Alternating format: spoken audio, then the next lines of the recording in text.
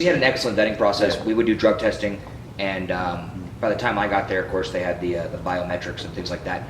So we were actually arresting dudes that were trying to come in and become Afghan national police. Biometrics is where you have data based on fingerprints, pictures, even reticle scans, where you have information on people that you're looking for. So when he's talking about biometrics, it's people coming in that are trying to get jobs to work in amongst us and work with the people that he's trying to help get the Taliban out, and they're actually part of the Taliban, and it's actually high value targets, man, that actually come in and So do retinal scans. we actually pulled a dude who was the brother of a guy who was cooking HME in our province. Homemade explosives. And homemade explosives. Yeah, he was cooking homemade explosives in our province. So we busted that dude, and through capturing him and military intelligence and whoever else working with that guy and doing their thing, they were able to get his brother and so on and so forth up the line. We actually got a big thank you letter from some pretty high up cats saying, hey, because you guys, were able to check this dude out. Yeah. Even though he wasn't doing anything wrong and his intentions were legit, we knew that he was related to this cat and we wanted to talk to him anyway, so you found him for us, and cool. And and IEDs in that area cut down by 25% after they worked their way up. Yeah. But like it was like, you see these dudes and we'd be standing there watching them and they'd be all in line and they'd be doing their physicals. You'd be like, no, you're addicted to heroin. Just go home. Yeah. Just go home. You reek of marijuana. Go home. And just straight up, dude, just be kicking dudes out. And if they made it past us just doing a quick scan, then it would be drug tests, physicals, and then there was like a 70, like they age really bad over there. So yeah, they do. Yeah. So he could be like my age, but he looked like he was 70 something years old. Yeah. And he was all decrepit and stuff. And I remember I fought for him to go through training, and I was like, I don't care if this dude like strokes out, but like he's actually like a good guy. He passed, all the tests. And he wants to fight. He's here, and he's highly motivated for the right reason. and he's really intent on making his home a better place. And I was like, just let him go. Give him his certificate. Yeah. If anything, he can just sit there and train the young cats what to do. Yeah. Just let this guy have his job. If anything, maybe you can go to Valhalla, huh? Yeah, man. What it boils down to is we really dropped the ball in Afghanistan. And, if somebody's a little more educated than me and a higher pay grade than me, probably message us and fucking give me the truth. But, this is my opinion. It's not a reflection of the Army since I'm still a part-time guy. So I'm a little bit of a counterinsurgency geek, and we dropped the ball. And it wasn't, I mean by we, but I'm talking about people above our pay grade, not us. Absolutely not. We came in, we did our job, and we executed accordingly. But the main thing that people fail to realize is when we did the surge. We did the surge in 06, 07. You have a thing called the center of gravity. Okay, there's a problem, and you got to find the center point to it. If you find the center point, you fix the problem. You had Iraq, you had high population centers. Mosul had 1 million people.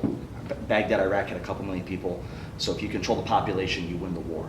And we did. But the battlefield commander, from what I understand, Petraeus, who was in charge at the time, gave a very robust rules of engagement, which empowered the small unit combat commander, your company commanders, your lieutenants, your squad leaders, your sergeants, your whoever. Like if there's a car bomb problem in Ramadi, for example, guess what? Nobody's around to drive cars. Now you're affecting the local population's way of life, so they're going to dime out all the Al-Qaeda Iraq guys. Okay, what turned into from fucking, we're just to dump a bunch of money into soccer fields and schools and stuff. We're not getting anything in return. Is like, all right, we're gonna drop the hammer first, then we're gonna give the open hand. Okay, when the surge happened in 09, and this is a big thing for me because I was recalled off my couch for this. A little bitter. Yeah, I'm a little bitter. Yeah. Still. Because I was down for the cause. I wanted to go all the way with this. It was lazy. There was a timeline, an 18-month to 2-year timeline to fix things, and they wanted to apply blanket the same method that worked in Iraq for Afghanistan. That did not work because you were dealing with a different country, a different culture. It's not even Islam. It's not even Sunni and Shia. It's tribes and its cultures. Pashtun, Dari, all those guys. Yeah. 30 different languages. Yeah, all those guys. You have a tribe. You have a village a mile down the street doesn't know what's going on a couple miles down the street. This other village. They've never even seen each other before. Like I said, we went to the villages. They didn't think we're Russians. And my theory is the center of gravity was the Taliban. And in order to get the Taliban, you had to go out there and actively patrol those areas and kill the Taliban. Not the population centers, because there's no population centers in that country. You may have Kandahar and Kabul, but that country's huge. like some villager in Nuristan doesn't give a shit what's Never going heard on of in it. Kandahar. They don't. Like, oh, so it's a big city. Okay? So, and this is my theory, is that in the Revolutionary War, you know, you had you know, Chamberlain was telling the British, you know, the monarchy, you know, or not the monarch, the king, like, hey, we may have captured Philadelphia, we may have captured New York, but we're not going to win this fight. Because that was the British playbook. Hey, you capture population centers, you know, you'll control this country. No, he even said, as Washington still has 10 men willing to fight the crown, we're going to be at war forever. And everybody blew him off, and that's what happened. It's the same thing here. As long as the Taliban or Al-Qaeda Afghanistan or whoever, you know, has bodies, they're still going to fight. And we went out for a little bit, and then we went out for a little bit and we're actively fighting the Taliban. Like I can tell you, 327 Infantry was battle space owner in 2010.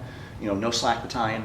You know, did 3 or 4 battalion assaults, Strong Eagle 1 through 4 or whatever, and they went in there. But then then after a year, it was like, okay, we're going to pull out. Like April 2010, like, all right, we're going to pull out of the Cornwall, and then we're going to pull out of the Pesh, and then we're going to pull out of here. And now it's just Assadabad, and all this shit's happening. And the reality is we should have went out there and actively fought the Taliban, and we didn't have the assets or time.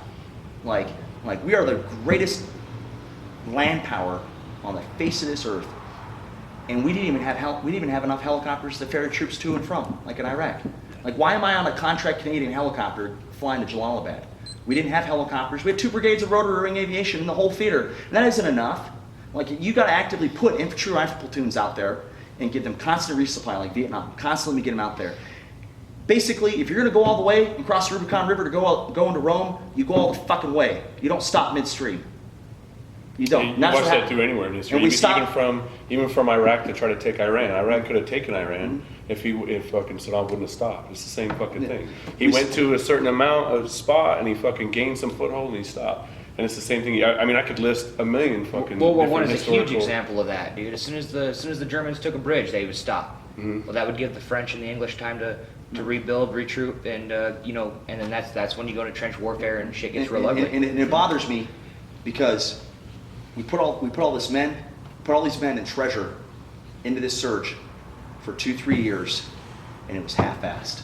Why is the local population to come side with us when they know in 2-3 years we're going to be out?